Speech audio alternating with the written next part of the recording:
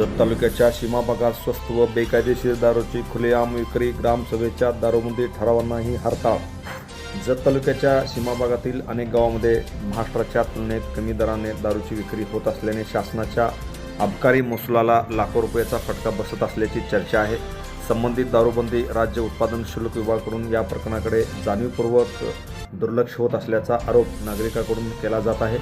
माडगाळ, सुन्याळ, उटगी, जाडरबोलात, उमदी, हळ्ळी, बेळुंडगी, बालगाव, बोरगी, करजगी, अंकलगी, संख, तिक्कोंडी, कोंतनबोबलात, तिक्कोंडी, दरीबडची, मुच्चंडी यासह सीमा भागातील अनेक गावाजवळील धाब्यावर आणि इतर ठिकाणी कमी दरात दारूची विक्री सुरू असल्याने सांगितले जात आहे। काही ठिकाणी कर्नाटकातील हुबळी निर्मित दारू बेकायदेशीररित्या आणून विकली जात असल्याची माहिती समोर येत आहे, तर काही धाब्यावर बनावट लेबल लावून दारूची विक्री होत असल्याचे गंभीर आरोप होत आहेत। यामुळे शासनाच्या महसुलाचे मोठे नुकसान होत असून नागरिकांच्या आरोग्याचाही प्रश्न निर्माण झाला आहे। तरी संबंधित यंत्रणेकडून प्रभावी कारवाई होत नसल्याने नागरिकांमध्ये तीव्र नाराजी व्यक्त होत आहे। दरम्यान तालुक्यातील अनेक गावांनी ग्रामसभेत दारूबंदीचे ठराव मंजूर करूनही त्याची प्रभावी अंमलबजावणी होत नसल्याची खंत ग्रामस्थांनी व्यक्त केली आहे।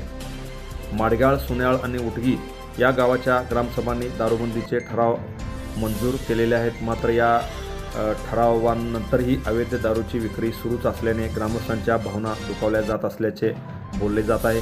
याशिवाय बोरगी येथील सरपंचांनी गावातील अवैध व्यवसाय तातडीने बंद करण्यात यावेत, अन्यथा उपोषण करण्यात येईल असा थेट इशारा प्रशासनाला निवेदन दिले होते, मात्र त्या निवेदनाचीही दखल घेण्यात आली नसल्याचा आरोप होत असून प्रशासनाने याकडे केराची टोपली दाखवल्याची भावना स्थानिकांनी व्यक्त केली आहे।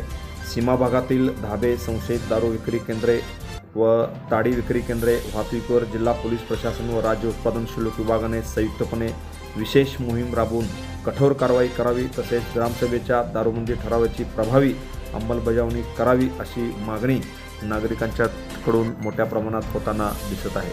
Press the bell icon on the video and never miss another update.